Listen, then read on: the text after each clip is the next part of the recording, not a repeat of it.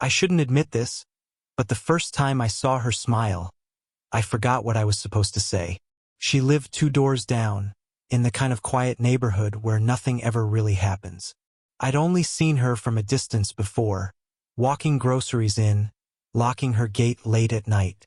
She had that kind of presence that made you notice, even when you tried not to. A little older, mid-40s maybe, with a calmness that made everyone else seem rushed. That afternoon, I'd been out front fixing the chain on my bike when her voice broke through. "Excuse me. Do you happen to know anything about light fixtures?" I looked up, grease on my hands, my shirt already ruined. She stood there holding a small lamp, its cord dangling, her brow slightly furrowed. "I can take a look," I said, wiping my palms down my jeans. I followed her inside. Her house smelled faintly of coffee and old books, warm, lived in. The kind of place that felt like someone's memory. The lamp was set on the kitchen table, half disassembled already. She hovered nearby as I fiddled with the wiring. Her presence was distracting in a way I wasn't prepared for. Her arms crossed loosely, leaning against the counter, watching me with this curious half-smile. "You seem good with your hands," she said casually. I coughed, nearly dropping the screwdriver. "I try." She laughed softly, then tilted her head. "You look so serious. You don't have to impress me, you know?" I wasn't sure what to say, so I kept my eyes on the lamp. But the silence that followed wasn't empty. It was charged, like the room was holding its breath. I could feel her watching me, and it made every movement suddenly deliberate. When I finally twisted the last wire into place, the bulb flickered on. "See? Good as new," I said, a little too proud. She stepped closer, inspecting the warm glow. Then she looked up at me, and her eyes lingered longer than they should have. I noticed the faint flush rising in her cheeks. "Thank you," she said quietly, almost like it cost her something to admit. I shrugged, trying to downplay the moment, but then she laughed, nervous, quick, like she was caught off guard by herself. "You're making me blush." The words slipped out of her before she could stop them. And that was it. The room shifted. Everything between us, all the polite neighborly distance, cracked wide open in an instant. I don't know what took over me. Maybe the way her lips curled when she tried to hide her smile, or the fact that I'd been imagining a moment like this without realizing it. But I didn't look away. I leaned in just enough so my voice was meant only for her. That was my plan. Her breath caught, her eyes flickering between the floor and my face like she wasn't sure which was safer to look at. But she didn't move away. Not even an inch. The lamp hummed quietly on the table, but everything else in the room went still. And just like that, the space between us wasn't neighborly anymore. I should have walked out right then. I'd fixed the lamp, done my neighborly duty, and had a perfect excuse to leave. But her words, "You're making me blush," kept looping in my head like a song I couldn't turn off.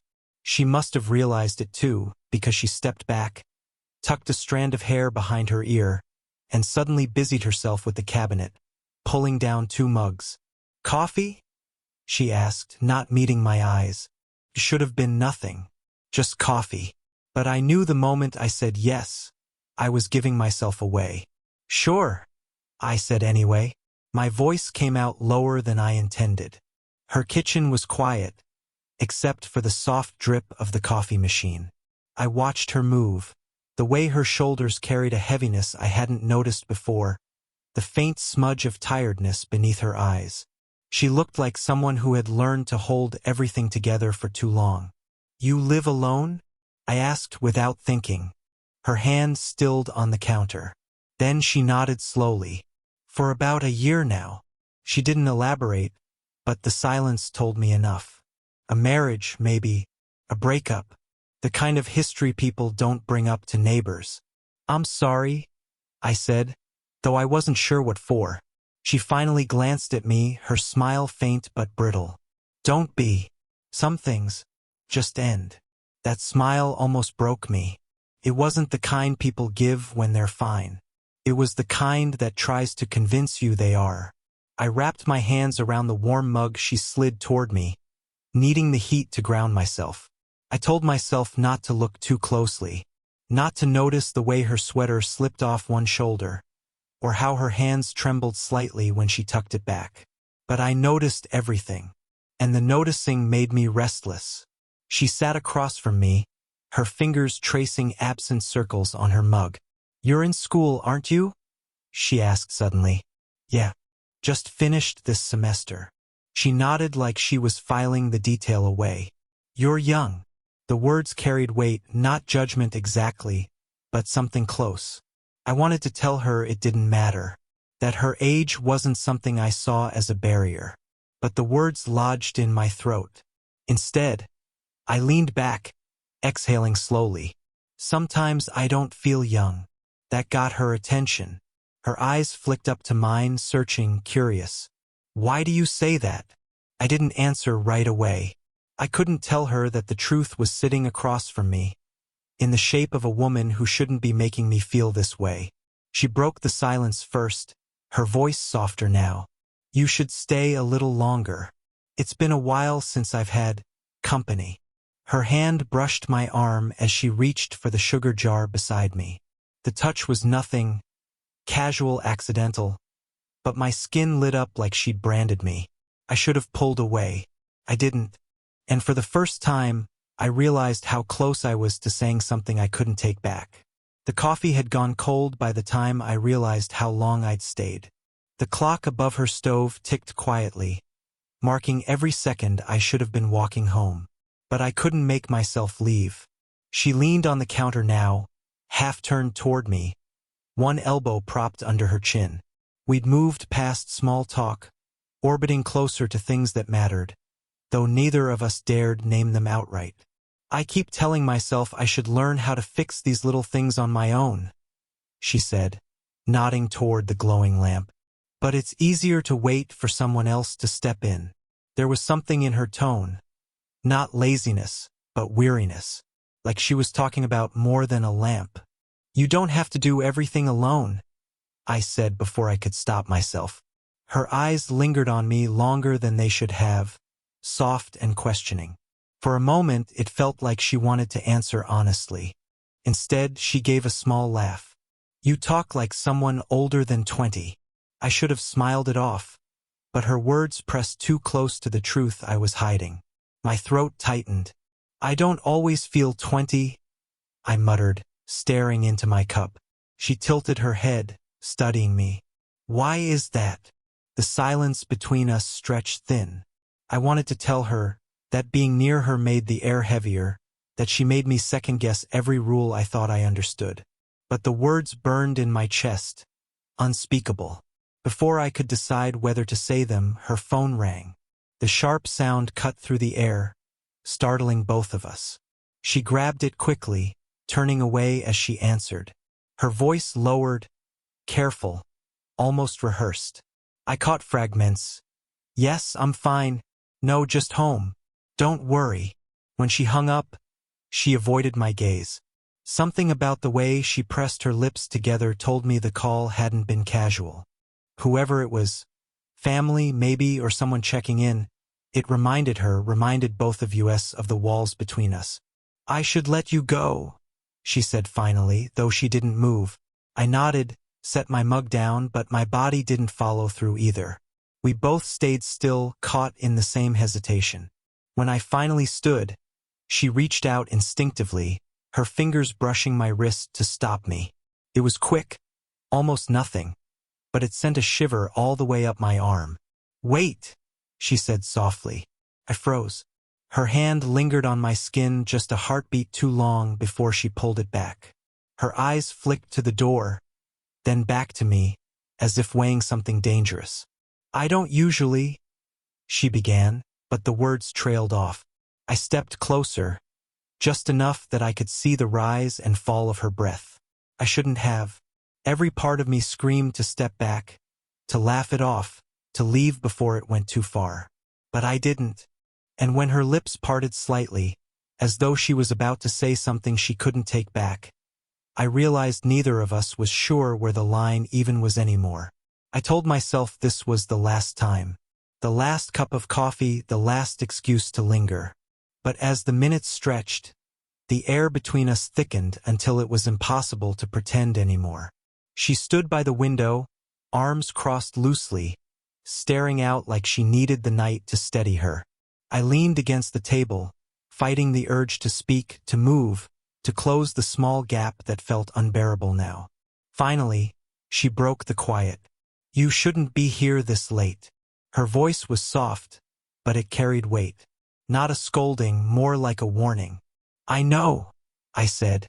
"Then why are you still standing there?" She turned to face me, and her eyes locked onto mine like she already knew the answer. I swallowed hard. My mouth went dry. I should have lied, said I lost track of time, that I was just being polite. But I couldn't. Not anymore. Because I don't want to leave. Her lips parted, the faintest tremor in her breath betraying her calm facade. She pressed a hand against the windowsill, steadying herself. "You don't know what you're saying." "I do." My voice was low, firmer than I expected. "I've been trying not to, but..."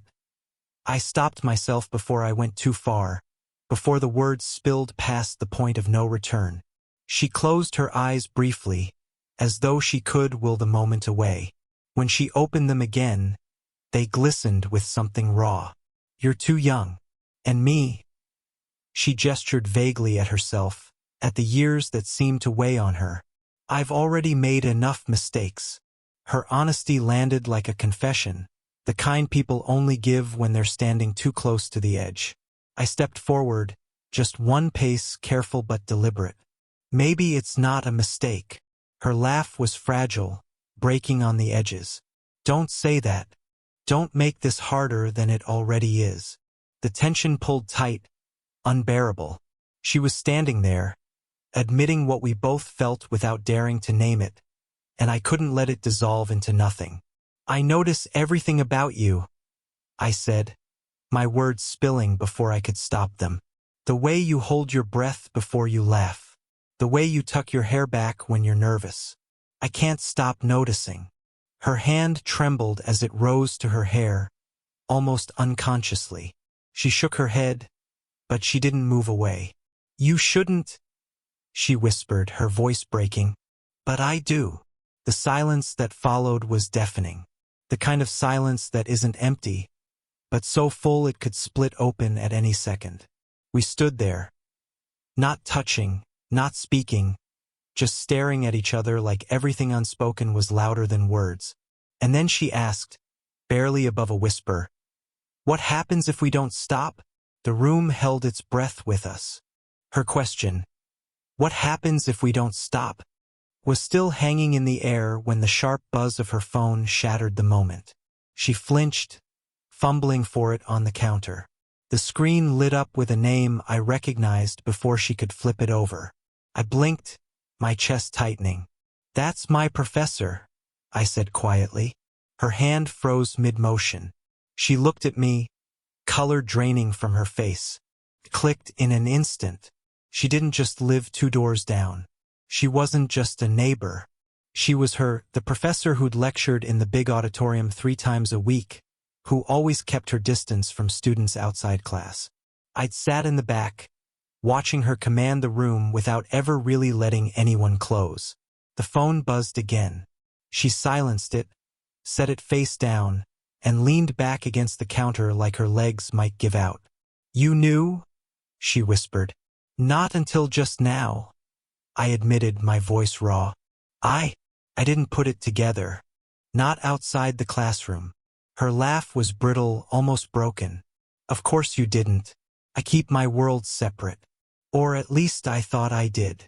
I wanted to step closer, to steady her, but I stayed rooted in place.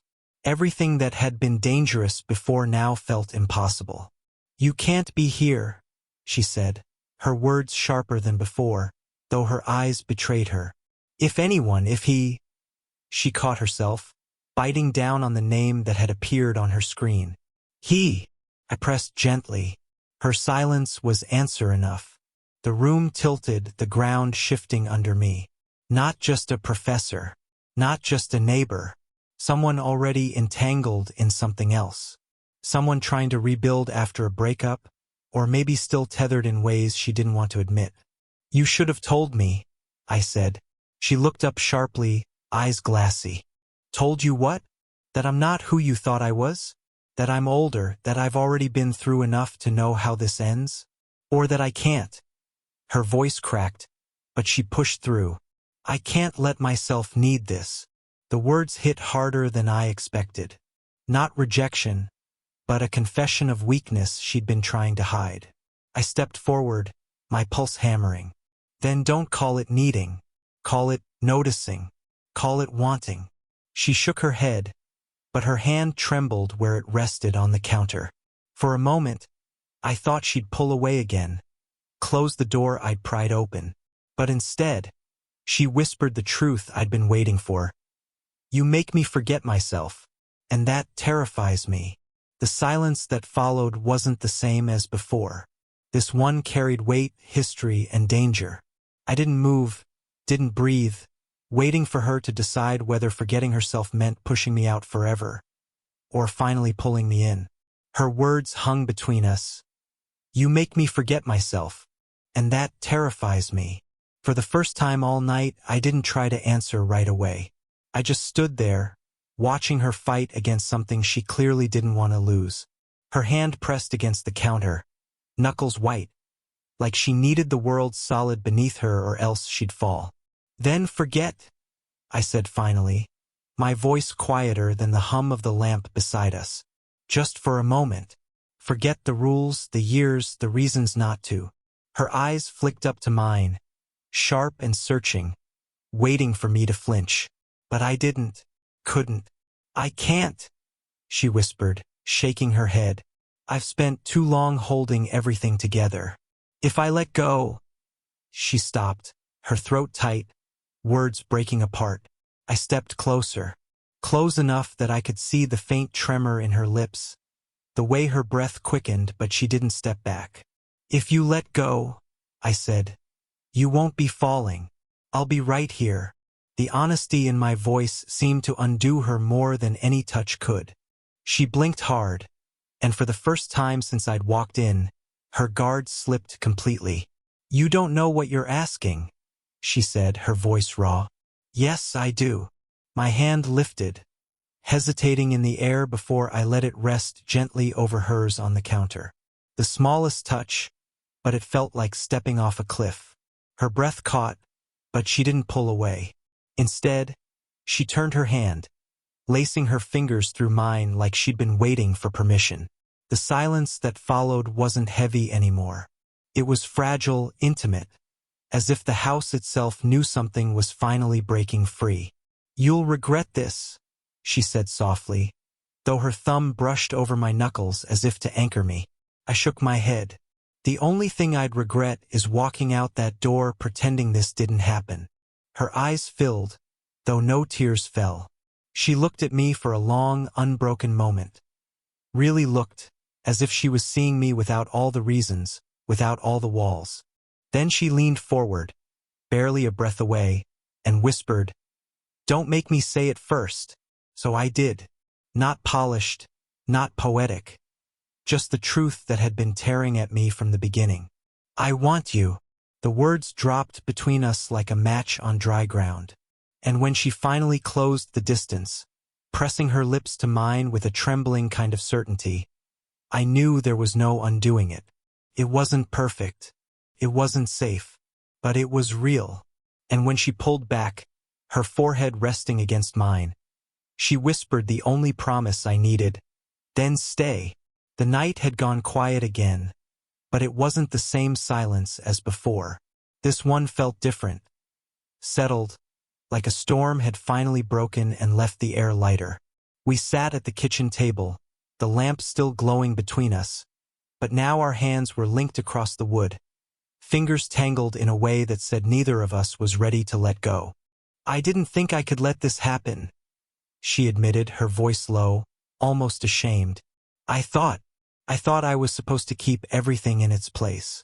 My past in one box, my present in another. No room for this. I squeezed her hand gently. And now, her lips curved into the faintest smile, tired but honest. Now I realized those boxes never kept me safe. They just kept me alone. For the first time, she let the truth sit in the open between us.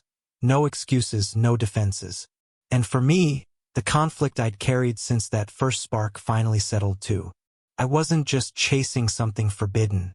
I was choosing her, the woman with the guarded smile, the weight of years, the quiet loneliness she tried to hide. I don't care how it looks, I said. I just care that it's real. Her eyes softened at that. She brushed her thumb along my hand, almost like an apology, almost like a promise. I don't know where this goes, she said honestly. But for the first time in a long time, I want to find out. And that was enough. We didn't need grand declarations or plans for the future. What we needed was this moment. The truth finally spoken, the distance finally closed.